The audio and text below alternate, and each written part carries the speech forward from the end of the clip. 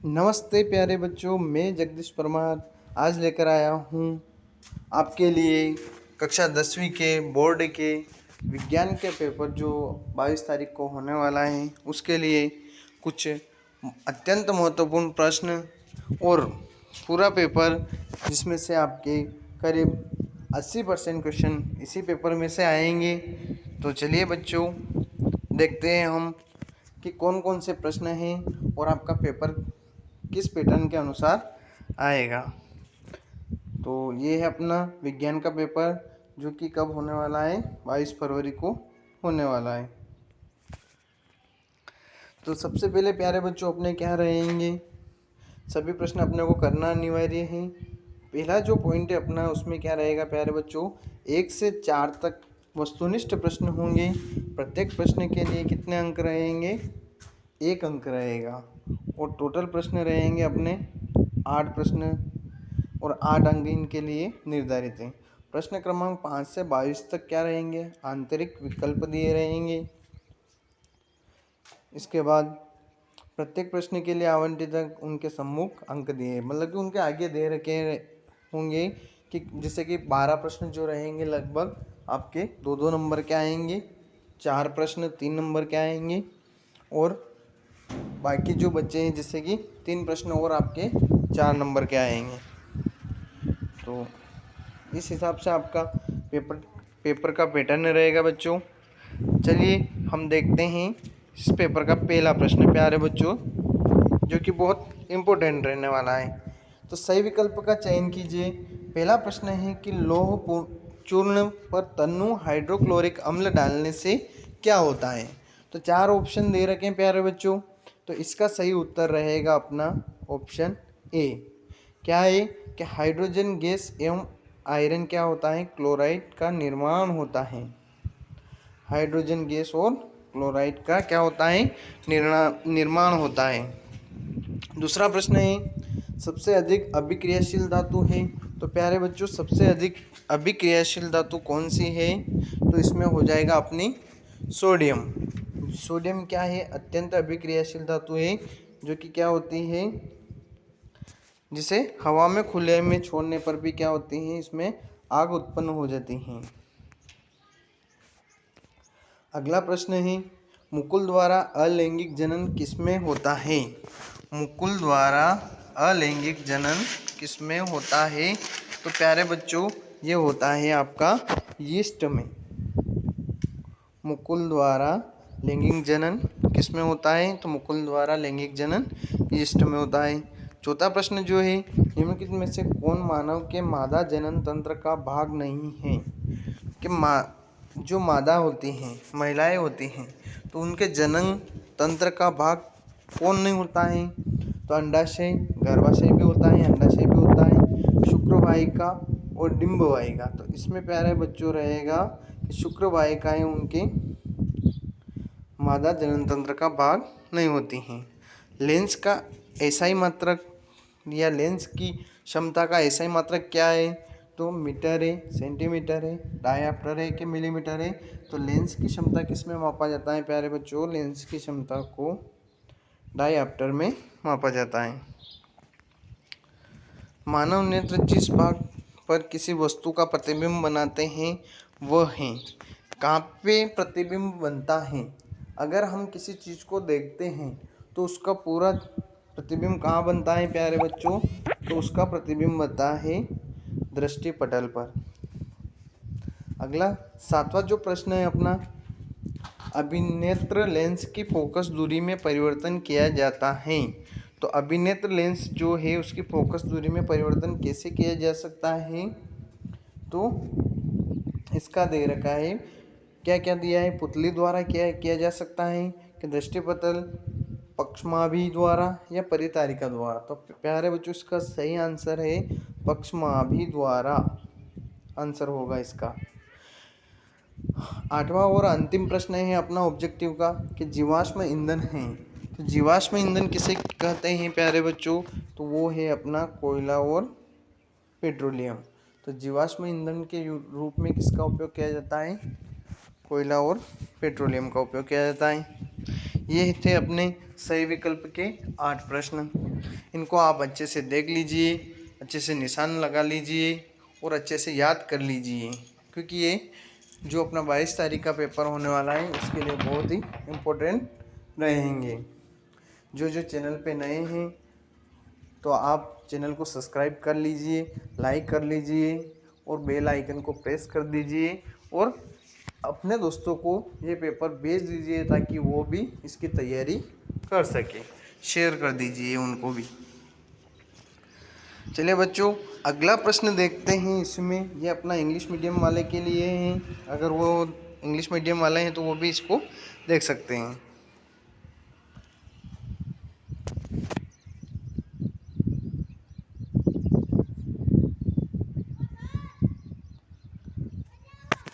अगला प्रश्न है, रिक्त स्थानों की पूर्ति कीजिए। रिक्त स्थानों की पूर्ति कीजिए। तो रिक्त स्थानों की पूर्ति में क्या आएगा? तो न्यूलैंड ने खालिस्तान का सिद्धांत दिया था। तो न्यूलैंड ने काई का सिद्धांत दिया था? तो न्यूलैंड ने सिद्धांत दिया था, वो दिया था अपने अष्टक का सिद्धांत दिया था प्यारे बच्चों। तो न्यूलैंड ने काई का सिद्धांत दिया था। तो इसे अगर हम लिखते हैं तो काई का सिद्धांत दिया था न्यूलैंड ने, इसमें लिख दें अष्टक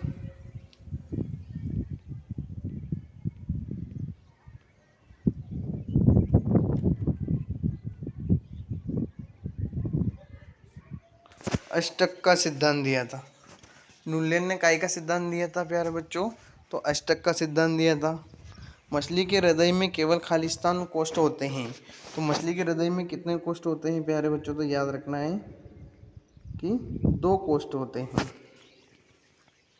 हरे पौधे अपना खालिस्तान स्वयं बनाते हैं। तो हरे पौधे अपना क्या करते हैं?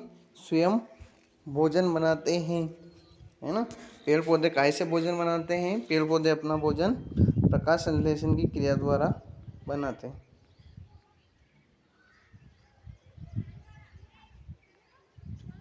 इसमें आएगा अपना भोजन। अगला प्रश्न है, वायवीय श्वसन की उपस्थिति में होता है। वायवीय श्वसन किसकी उपस्थिति में होता है? तो इसका आंसर रहेगा आपका कि ऑक्सीजन की उपस्थिति में होता है। तो वायवीय श्वसन किसकी उपस्थिति में होगा? तो ये रहेगा आपका ऑक्सीजन की उपस्थिति में होगा। मतलब कि इसे क्या लिख सकते हैं अपन? O2। खालिस्तान क्रियाएं मेडुला द्वारा नियंत्रित होती हैं। तो कौन सी क्रियाएं मेडुला द्वारा नियंत्रित होती हैं? तो प्रतिवर्ती जो क्रियाएं होती हैं वो किसके द्वारा नियंत्रित होती हैं? मेडुला द्वारा नियंत्रित होती हैं प्रतिवर्ती क्रियाएं।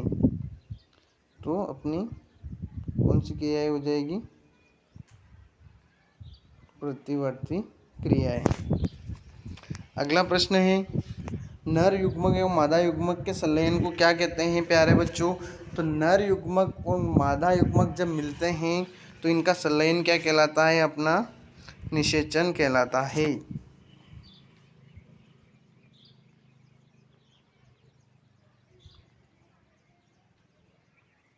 निषेचन।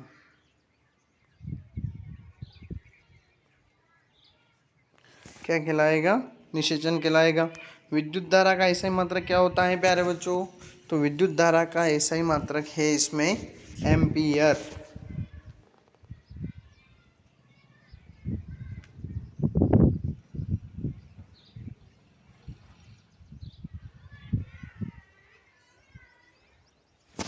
विद्युत धारा का ऐसा ही मात्रक क्या हो जाएगा? एम्पियर। अगला प्रश्न है, जो रिक्त स्थान है, खालिस्तान में ऊर्जा का प्रवाह एक ही दिशा में होता है। तो कौन सी चीज़ में ऊर्जा का प्रवाह एक ही दिशा में होता है? तो प्यारे बच्चों इसका याद रखना है पारितंत्र।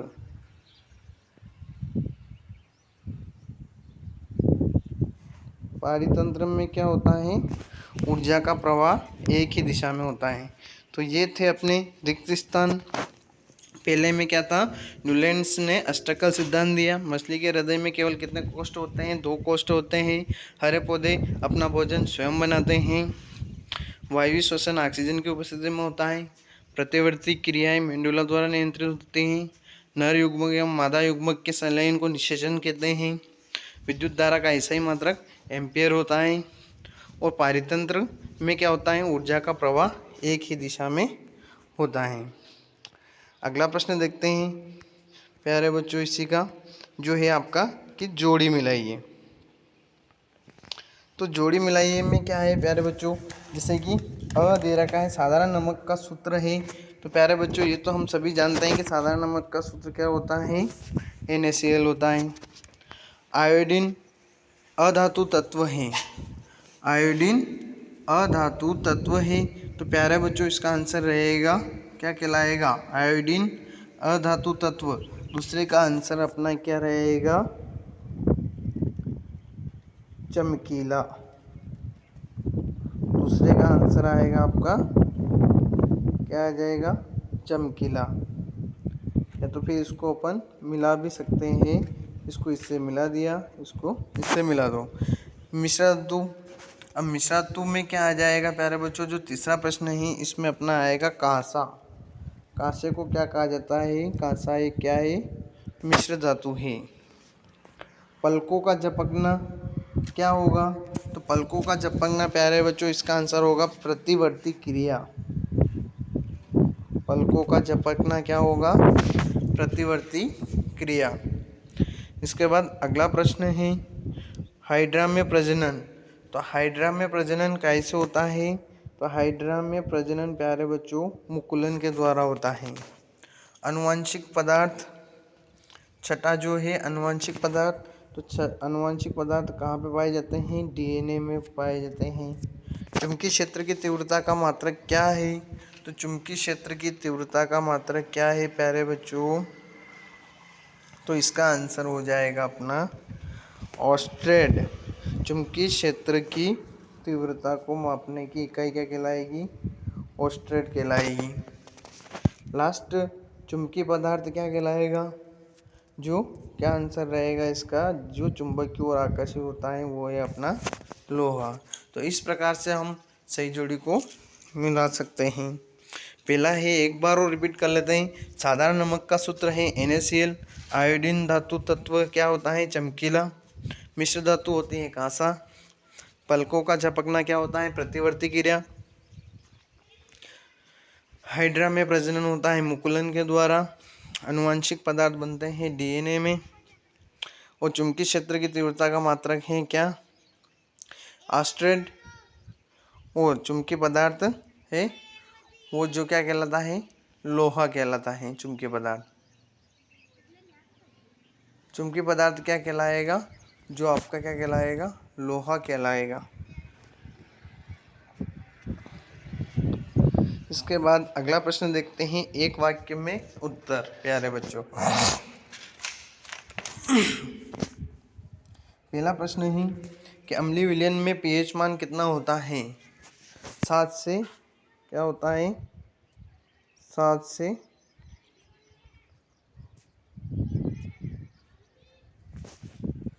से कम। अम्लीय विलयन का pH मान कितना होता है, 7 से कम होता है। दो या दो से अधिक धातुओं के समांगी मिश्रण को क्या कहते हैं, मिश्र धातु कहते हैं प्यारे बच्चों। क्या बोलते हैं इसको, मिश्र धातु। दो तंत्रिका कोशिकाओं के मध्य खाली स्थान को क्या कहते हैं, तो इनसे सिनेप्स कहा जाता है।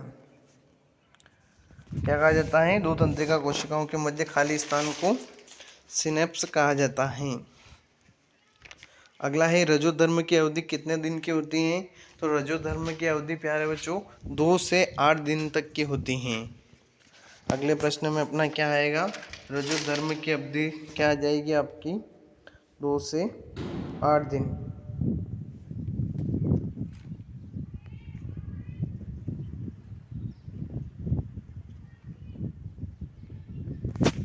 दो से 8 दिन तक होती हैं। आनुवंशिकी के जनक किसे कहा गया है, तो आनुवंशिकी के जनक कौन होते हैं, ग्रेगर जॉन मेंडल।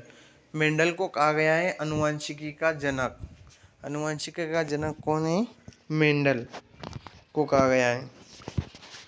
ठीक है, तो अगला है लेंस सूत्र लिखिए। तो प्यारे बच्चों लेंस का सूत्र होता है 1/f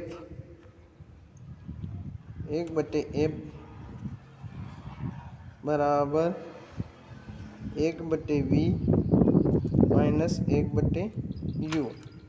तो ये होता है अपना लेंस सूत्र। विद्युत परिपथ का क्या अर्थ है? तो विद्युत परिपथ क्या होता है प्यारे बच्चों के? विद्युत धारा को एकांक समय में किसी विशेष क्षेत्र से प्रवाहित समावेश के परिमाण द्वारा व्यक्त किया जाता है। तो विद्युत परिपथ क्या होता है? जो कि एकांक समय में किसी विशेष क्षेत्र से प्रवाहित समावेश के परिणाम द्वारा व्यक्त किया जाता है। चुंबक के कितने ध्रुव होते हैं प्यारे बच्चों? ये तो सभी को पता है कि चुंबक के 2 ध्रुव होते हैं, N और S, या तो फिर उससे बोल सकते हैं उत्तरी ध्रुव और दक्षिणी ध्रुव। ये हो गई प्यारे बच्चों अपने सभी ऑब्जेक्टिव की बात। अब देखते हैं कि एग्ज़ाम में आने वाले जो महत्वपूर्ण प्रश्न हैं वो कौन कौन से हैं जो कि आपकी परीक्षा के लिए बहुत उपयोगी हैं। सबसे पहला प्रश्न रहेगा प्यारे बच्चों कि लोहे की वस्तुओं को पेंट क्यों करते हैं? तो लोहे की वस्तुओं को पेंट क्यों किया जाता है? तो इसका आंसर, अब इन सभी जो प्रश्न हैं सारे प्यारे बच्चों, इन सभी के आंसर आपको मैं पूरी एक PDF सेंड कर दूंगा, इसी में साथ में बता दूंगा। सभी प्रश्नों के आंसर आपको मिल जाएंगे, जो जो महत्वपूर्ण प्रश्न हैं इनके। एक और है श्वसन को ऊष्माक्षेपी अभिक्रिया क्यों कहते हैं?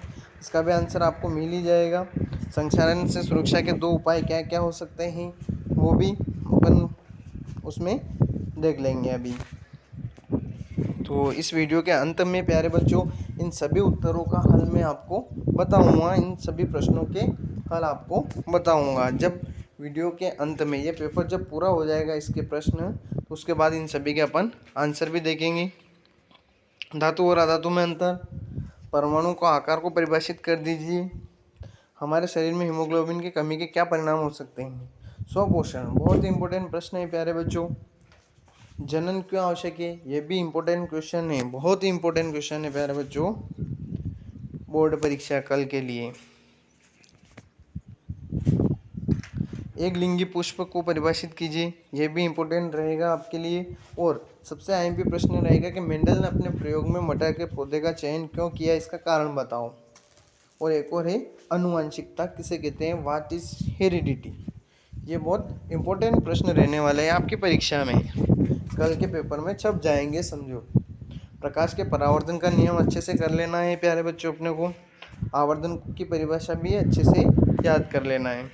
इसके बाद एक किसी चालक का प्रतिरोध किन कारकों पर निर्भर करता है, ये भी बहुत महत्वपूर्ण है। उसकी लंबाई और उसके अनुप्रस्थ काट के क्षेत्रफल पर निर्भर करता है। इस प्रकार से 13वां प्रश्न जो है, विद्युत परिपथ में उपयोगी कोई 2 अवयवों के प्रतीक बताइए। मतलब कि अपने को प्रतीक बताना है विद्युत परिपथ के, बैटरी, सेल वगैरह। ऐसे 2 तरीके बताइए जिनमें अजैव निम्नीकरण एवं पर्यावरण को प्रभावित करते हो, जो पदार्थ पर्यावरण को प्रभावित करते हो। पारितंत्र की परिभाषा अपने को करना है अच्छे से। संयोजन एवं वियोजन अभिक्रिया को लगा लीजिएगा आप। वायु में जलाने से पहले मैग्नीशियम रिबन को साफ क्यों किया जाता है, ये भी इम्पोर्टेंट प्रश्न रहने वाला है। सबसे IMP क्वेश्चन रहेगा आपका 22 फरवरी के पेपर के लिए, विज्ञान के लिए, कि मानव नेत्र का नामांकित चित्र बनाना है। एक और है प्रिज्म वाला, जिसे अपन वर्ण विक्षेपण कहते हैं। ये भी प्रश्न आपके लिए बहुत इम्पोर्टेंट रहने वाला है। चुंबकीय क्षेत्र रेखाओं के 3 गुण लिखिए, ये भी IMP क्वेश्चन है प्यारे बच्चों। ये दक्षिण हस्त अंगुष्ठ नियम, फ्लेमिंग के दाएं हाथ और बाएं हाथ दोनों ही नियम इम्पोर्टेंट रहने वाले हैं आपके लिए परीक्षा में। सोलर कुकर के क्या क्या उपयोग है वो भी अपने को बताना है। इसके बाद अगला प्रश्न है प्यारे बच्चों, अम्ल और क्षार में अंतर, अत्यंत महत्वपूर्ण प्रश्न। इसके बाद है प्लास्टर ऑफ पेरिस के 4 उपयोग, काय में उपयोग किया जाता है इसका, मूर्ति बनाने में किया जाता है, दांतों का उपचार करने के लिए किया जाता है। इसके बाद अगला प्रश्न है प्यारे बच्चों, जैसे कि विज्ञान में जितने भी अंतर है बहुत ही इंपॉर्टेंट रहने वाले हैं आपकी बोर्ड परीक्षा के लिए। जैसे कि अभी अपनों ने देखा था, कौन सा अंतर देखा था प्यारे बच्चों, अम्ल और क्षार में अंतर। तो ये अपने को अच्छे से कर लेना है, आईएमपी क्वेश्चन है। और इसके साथ में अपने को एक और करना है, साबुन और अपमार्जक में अंतर भी अच्छे से कर ही लेना है। इसके बाद एक और अंतर है जो कि बहुत इंपॉर्टेंट रहने वाला है परीक्षा के लिए, जाइलम और फ्लोएम में अंतर, रक्त और लसिका में अंतर भी बहुत इंपॉर्टेंट प्रश्न है प्यारे बच्चों। इनको अपने को अच्छे से कर ही लेना है। अब आते हैं अपने 22वां प्रश्न जो है, अवतल दर्पण के कोई दो उपयोग लिखिए। तो ये प्रश्न भी अपने को अच्छे से करना है। अभिसारी लेंस किसे कहते हैं? एक गोली दर्पण की वक्रता त्रिज्या 20 सेंटीमीटर है। तो इसकी फोकस दूरी क्या होगी? तो इसकी फोकस दूरी का सूत्र क्या होता है प्यारे बच्चों, है ना? वक्रता त्रिज्या इसकी क्या हो जाएगी? F बराबर R/2। तो ये अब इसका क्या हो जाएगा? वक्रता त्रिज्या और फोकस दूरी को निकालने का सूत्र होता है। तो आज का पेपर प्यारे बच्चों, जो विज्ञान के पेपर में जो महत्वपूर्ण प्रश्न थे और पूरा पेपर जहाँ से आने की पूरी संभावना है 80% 90%, वो आज अपनों ने इसमें चर्चा की। और अब हम देखते हैं कि जो जो प्रश्न अपनों ने अभी पढ़े हैं, जिनके उत्तर अपने पास नहीं हैं, तो उन उत्तरों के बारे में चर्चा करेंगे।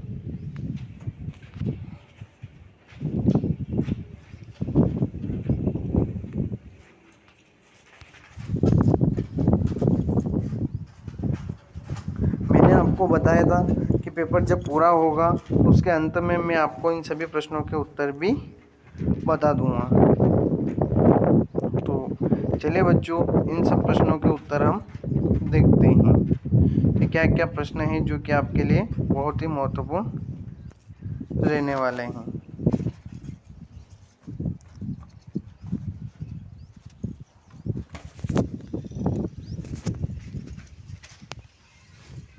यह आ गया पहला प्रश्न प्यारे बच्चों अपना, जो क्या है?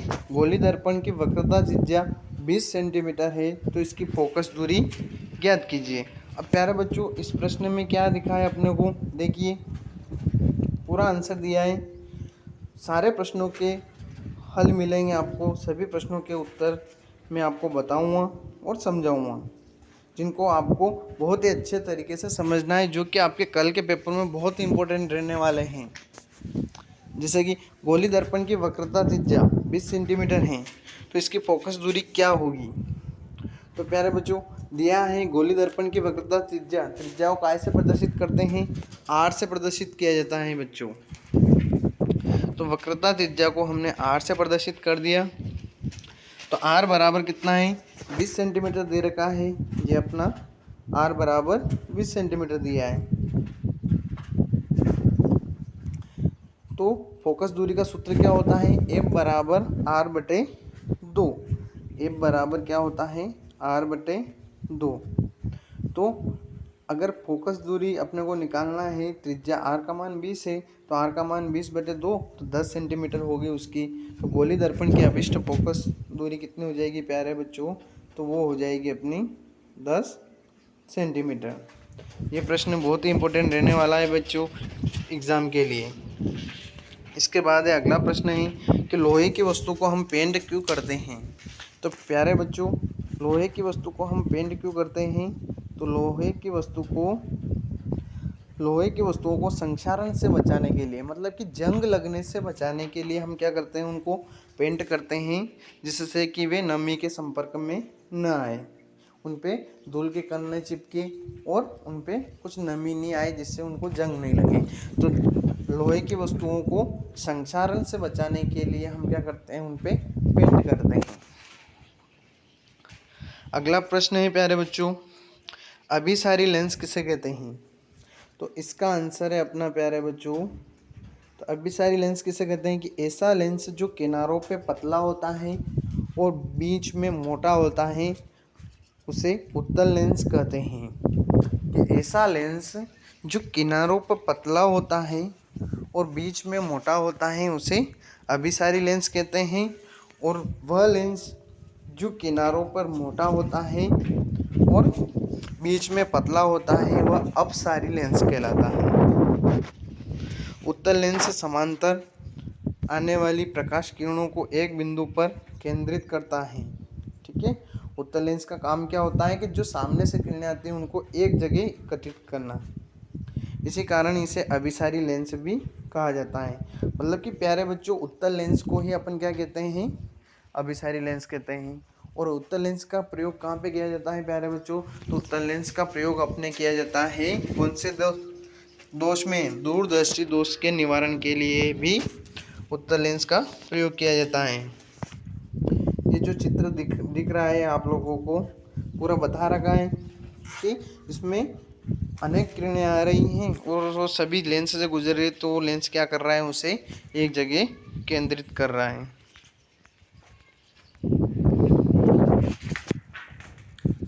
अगला प्रश्न है प्यारे बच्चों इसी का कि उस दर्पण की फोकस दूरी ज्ञात कीजिए जिसकी वक्रता त्रिज्या बस 32 सेंटीमीटर है। ये अभी जो किया आप लोगों ने फर्स्ट सवाल या फर्स्ट प्रश्न जो हल किया था वैसा वैसे ही हल होगा।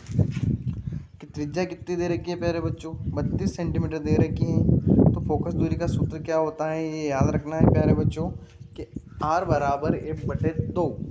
तो त्रिज्या 32 है तो 32 में 2 का भाग लग जाएगा। तो अपनी फोकस दूरी कितनी आ जाएगी प्यारे बच्चों?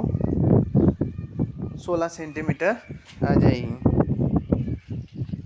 इसके बाद अगला प्रश्न है प्यारे बच्चों कि अवतल दर्पण के कोई दो उपयोग लिखना है। तो अवतल दर्पण का उपयोग कहाँ कहाँ किया जाता है प्यारे बच्चों? तो परवलय अवतल दर्पण के उपयोग, पहला उपयोग है परवलयाकार अवतल दर्पण को कहाँ कहाँ पे किया जाता है? टार्च, सर्च लाइट तथा वाहनों के अग्रदीपों में शक्तिशाली समांतर किरण पुंज प्राप्त करने के लिए किया जाता है। अगला है नाक, कान और गला, दांत एवं आँख का परीक्षण करने के लिए जो डॉक्टर होते हैं वो भी इसका प्रयोग करते हैं। तो अपने को याद रखना है कि अवतल दर्पण के दो उपयोग कौन कौन से हो जाएंगे कि एक तो हो जाएगा टार्च जो होती है उसमें परवलयाकार अवतल दर्पण को टार्च या सर्च लाइट तथा वाहनों के अग्रदीपों में शक्तिशाली समांतर किरण पुंज प्राप्त करने के लिए किया जाता है। और दूसरा हो जाएगा नाक, कान, गला, दांत और आँख का जो परीक्षण किया जाता है उसके लिए भी इस लेंस का या इस दर्पण का उपयोग किया जाता है, अवतल दर्पण। अगला प्रश्न जो है आपके बहुत ही इम्पोर्टेंट रहेगा, रक्त और लसिका में अंतर प्यारे बच्चों। तो रक्त क्या होता है और लसिका क्या होता है इसको मैं आपको समझा देता हूँ। रक्त क्या होता है? यह गहरे लाल रंग का ऊतक द्रव है, जबकि लसिका क्या होती है? इसमें कोई रंग नहीं पाया जाता है। रक्त में क्या होता है? लाल रक्त कणिकाएं उपस्थित होती हैं, जबकि लसिका में क्या होता है? लाल रक्त कणिकाएं उपस्थित नहीं होती हैं। श्वेत रक्त कणिकाओं की संख्याएं क्या होती है? खून में या रक्त में कम होती हैं और लसिका में श्वेत रक्त कणिकाओं की संख्या अधिक मात्रा में होती है। अपशिष्ट पदार्थ कम मात्रा में पाए जाते हैं रक्त में, तो उसी प्रकार से इसमें अपशिष्ट पदार्थ लसिका में ज़्यादा मात्रा में पाए जाते हैं।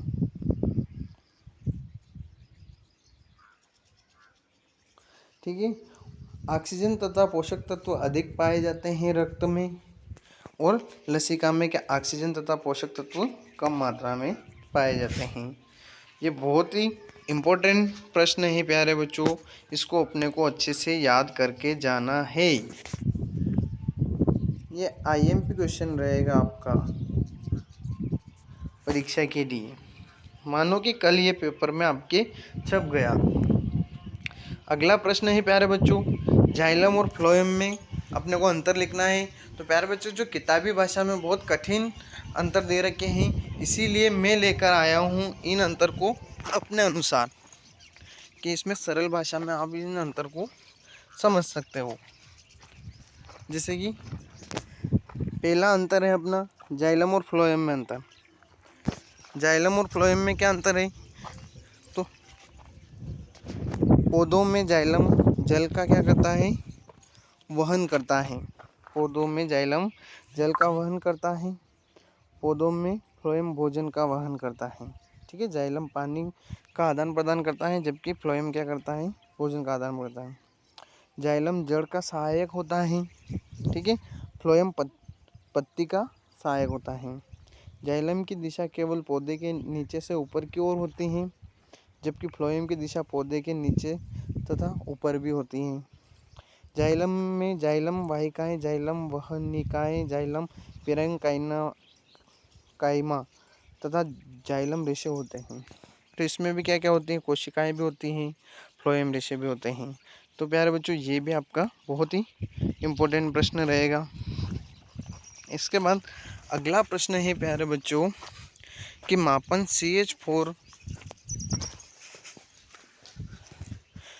CH4 मतलब कि मीथेन और एथीन C2H4 की इलेक्ट्रॉन बिंदु संरचना बताना है। तो CH4 की रचना में क्या हो जाएगा प्यारे बच्चों, कार्बन अकेला है, हाइड्रोजन के 4 अणु हैं, तो कार्बन बीच में रहेगा और 4 हाइड्रोजन इसके चारों तरफ जुड़ जाएंगे। इसके बाद अगला जो प्रश्न रहेगा प्यारे बच्चों, वो रहेगा आपका प्रश्न नहीं है, अगला जो आपका उत्तर रहेगा एथिन C2H4 एथिन का सूत्र है। इसमें कार्बन के 2 अणु हैं और हाइड्रोजन 4 है, तो इसमें क्या होगा, दो एक तरफ हाइड्रोजन जुड़ जाएंगे और 2 एक तरफ जुड़ जाएंगे। इस प्रकार से इसका सूत्र बन जाएगा। इसके बाद है प्यारे बच्चों अगला प्रश्न जो कि बहुत ही इम्पोर्टेंट रहने वाला है आपके परीक्षा की दृष्टि से, वो है आपका साबुन और अपमार्जक में अंतर लिखिए। तो साबुन और अपमार्जक में अंतर क्या क्या होता है प्यारे बच्चों, तो वो अपने को अच्छे से याद कर लेना है।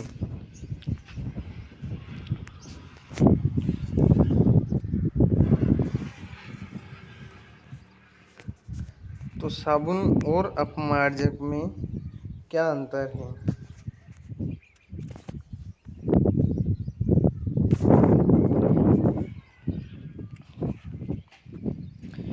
रक्त लसिका कर लेना है, जाइलम फ्लोएम कर लेना है, और अब अपने को करना है साबुन और अपमार्जक में अंतर। तो प्यारे बच्चों, साबुन एवं अपमार्जक में क्या है, निम्नलिखित अंतर है। क्या क्या है कि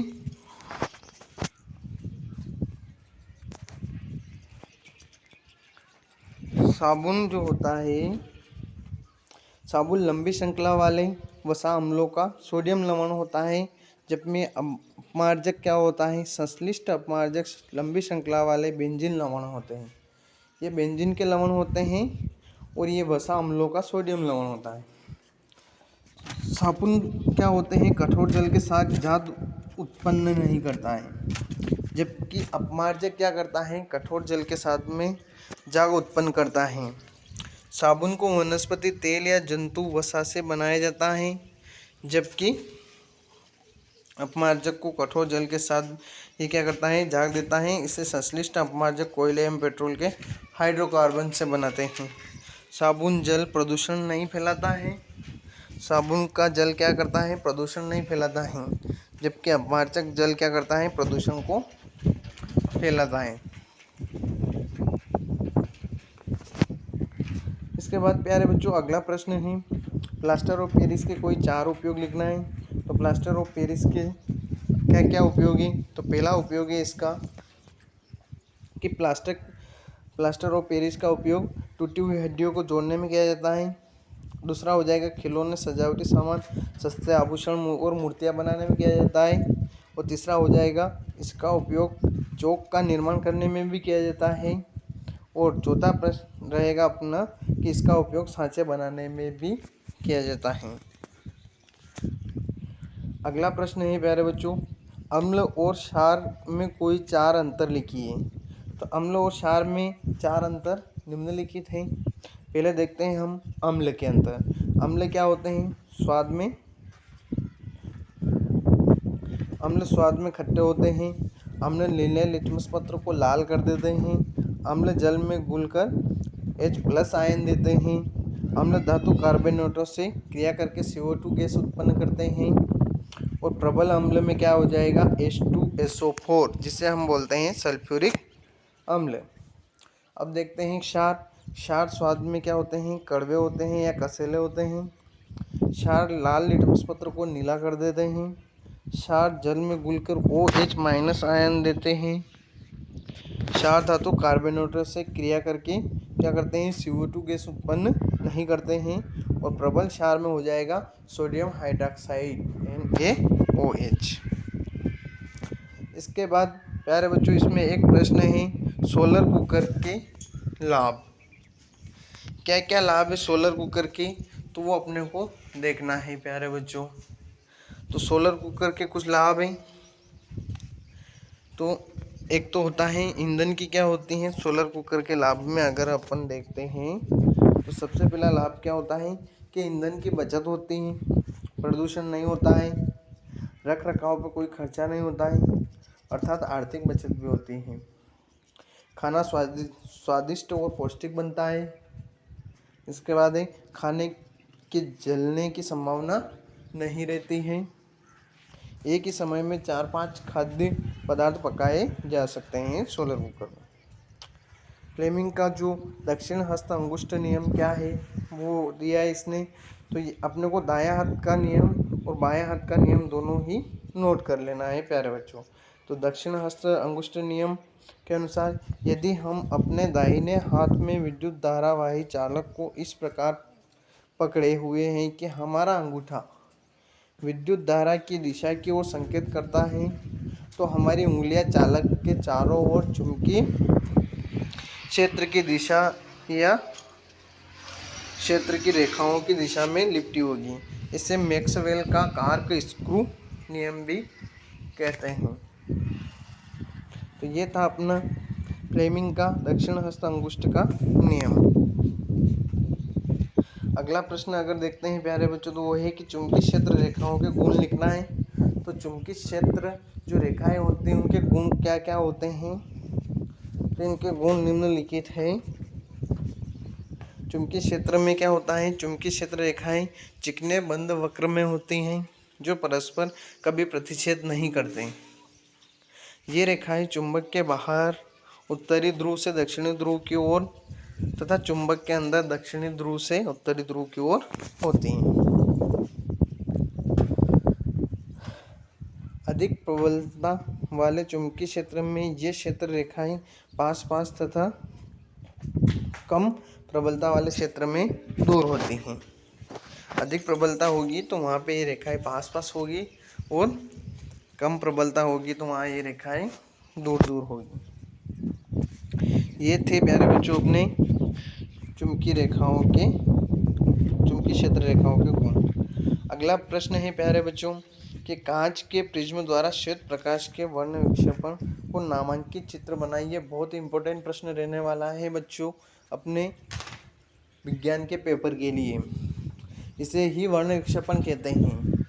कि वर्ण विक्षेपण क्या होता है कि जब श्वेत प्रकाश की किरण को पिंड से गुजारा जाता है, जब श्वेत प्रकाश की किरण को क्या किया जाता है, जब श्वेत प्रकाश की किरण को किसी प्रिज्म से गुजारा जाता है तो वह क्या होता है, वह अपने अवयवी 7 रंगों में विभक्त हो जाती हैं।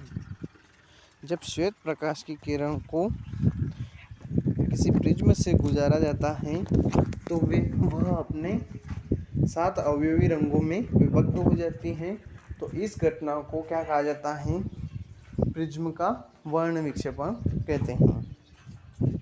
देखिए प्यारे बच्चों डिस्प्ले में आपको दिख रहा है एक प्रिज्म है, इस पे एक प्रकाश की किरण गुजारी जा रही है, डाली जा रही है। तो कितने रंगों में विभक्त हो रही है, 7 रंगों में विभक्त हो रही है, जैसे कि बैंगनी, जामुनी, नीला, हरा, पीला, नारंगी, लाल, सारे रंग हैं। अब इन रंगों को याद करने का प्यारे बच्चों तरीका है कि बेजानी हपी नाला, बेजानी हपी नाला। तो जब इसकी एक बार और देख लेते हैं परिभाषा, ये बहुत इंपॉर्टेंट प्रश्न रहने वाला है कि वर्ण विक्षेपण क्या है।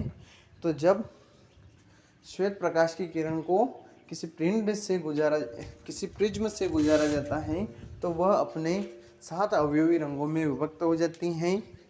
और इन रंगों का क्रम क्या होता है, बेजानी हप्पी नाला।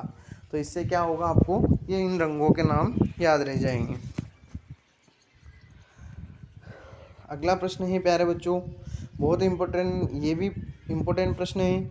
मानव नेत्र का नामांकित चित्र, बहुत महत्वपूर्ण प्रश्न रहने वाला है आपकी एग्जाम के लिए। इसको आप अच्छे से बना लीजिए। और इनके नामांकित चित्र बोलेगा तो प्यारे बच्चों एक बात हमेशा याद रखना है कि चित्र सारे विज्ञान में अपने को पेंसिल से बनाना है, कि सभी चित्रों को अपने को पेंसिल से ही बनाना है। उससे क्या होगा, पेन से बनाएंगे तो उसमें काट पीट हो जाएगी तो कॉपी गंदी दिखती है, उसे अपन रफ नहीं कर सकते हैं, मिटा नहीं सकते हैं। इसीलिए चित्रों को अपने को सभी चित्रों को पेंसिल से ही बनाना है और उनको नामांकित भी करना है। ठीक है। अगला प्रश्न है प्यारे बच्चों, वो है अपना, वायु में जलने से पहले मैग्नीशियम रिबन को साफ क्यों किया जाता है? तो इसका उत्तर है कि यदि मैग्नीशियम रिबन नम वायु के संपर्क में रहता है तो उस पर सफ़ेद रंग की मैग्नीशियम ऑक्साइड की परत जम जाती है। यह परत मैग्नीशियम के जलने में अवरोध पैदा करती है। इसीलिए मैग्नीशियम रिबन को पहले रेगमार से साफ किया जाता है। तो ध्यान रखना, मैग्नीशियम रिबन को कैसे साफ किया जाता है? तो रेगमार से साफ किया जाता है। अगला प्रश्न है प्यारे बच्चों कि संयोजन अभिक्रिया एवं वियोजन अभिक्रिया को परिभाषित कीजिए। तो संयोजन अभिक्रिया क्या होती है और वियोजन अभिक्रिया क्या होती है प्यारे बच्चों? तो संयोजन अभिक्रिया दो या दो से अधिक पदार्थ मिलकर एक नया पदार्थ बनाते हैं,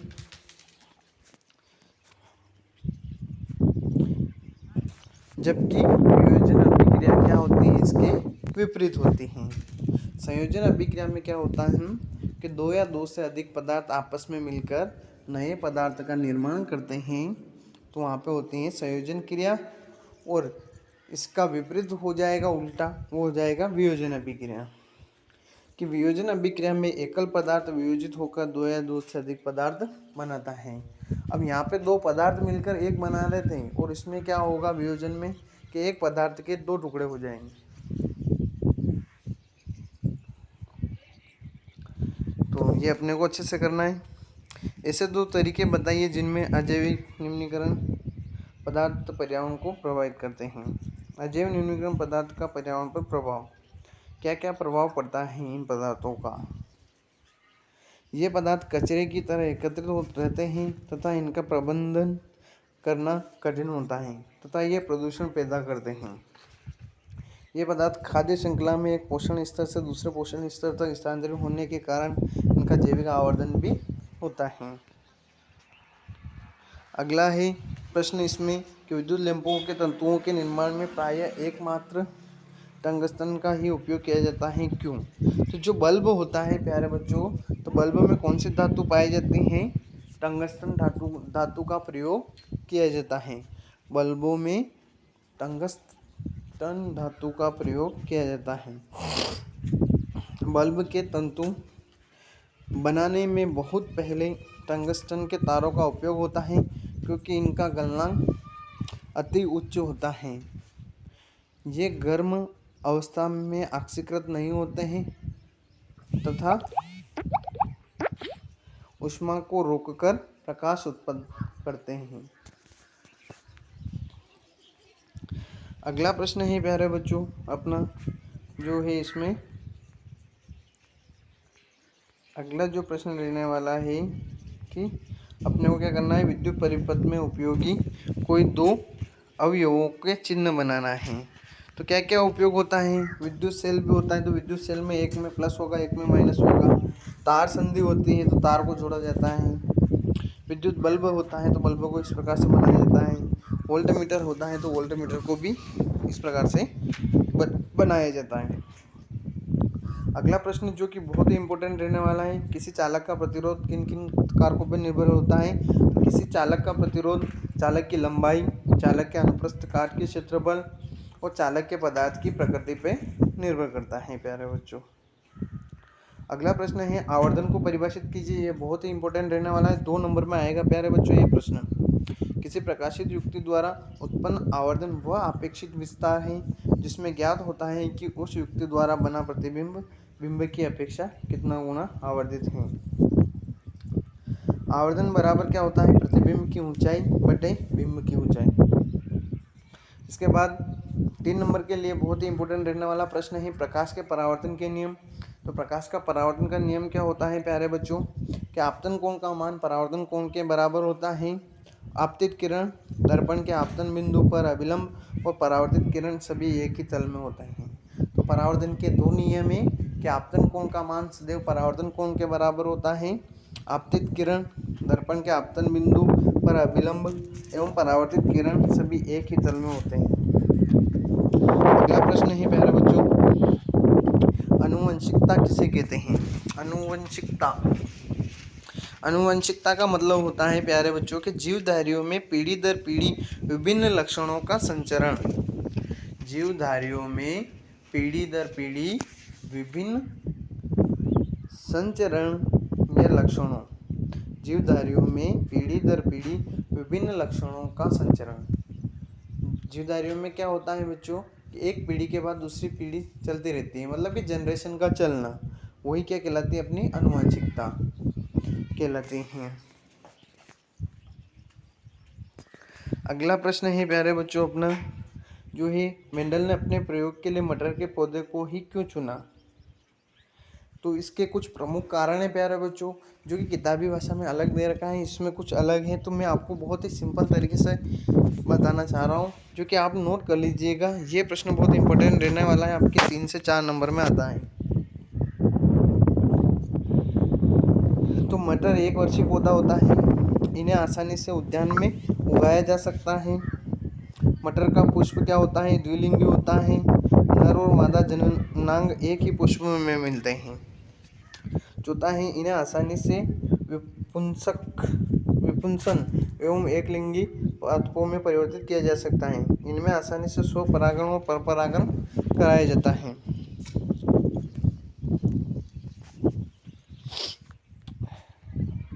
अगला है इसका कि मटर में संकरण से प्राप्त संतानें क्या होती हैं, जनन क्षम होती हैं।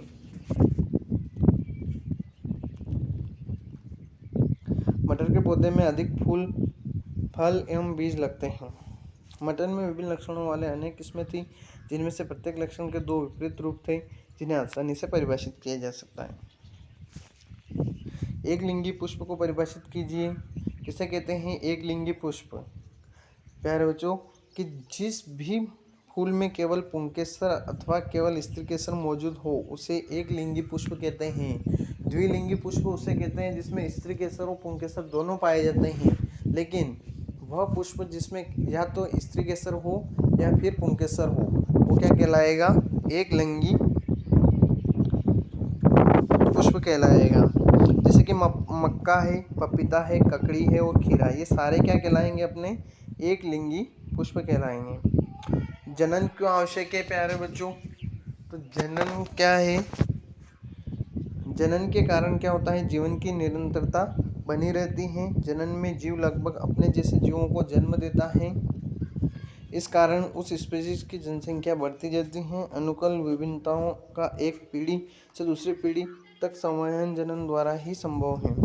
जनन का विकास में भी योगदान है। जनन किसी स्पीशीज की समष्टि का संरक्षण कर उसके स्थायित्व में सहायक होता है। उक्त कारण ही जनन आवश्यक है। स्वपोषण किसे कहते हैं, ये प्रश्न भी अपने को अच्छे से करना है प्यारे बच्चों। सबसे इम्पोर्टेंट प्रश्न रहने वाला है कि हमारे शरीर में हीमोग्लोबिन की कमी का क्या परिणाम है, कि हीमोग्लोबिन की कमी जब हमारे शरीर में हो जाती है तो क्या परिणाम आते हैं। तो जब शरीर में हीमोग्लोबिन की कमी से रक्ताल्पता हो जाती है, मतलब कि खून की कमी हो जाती है, हमें श्वसन के लिए आवश्यक ऑक्सीजन की प्राप्ति नहीं होती है, सांस लेने के लिए हमें पर्याप्त मात्रा में ऑक्सीजन नहीं मिल पाती है, जिसके कारण हम क्या होते हैं, शीघ्र ही थक जाते हैं। हमारा भार मतलब कि वजन कम होने लगता है, हमारा रंग पीला पड़ जाएगा और हमें क्या हो जाएगी, कमजोरी महसूस होने लगेगी। तो याद रखना है प्यारे बच्चों कि हमारे शरीर में हीमोग्लोबिन की कमी से क्या परिणाम हो सकते हैं।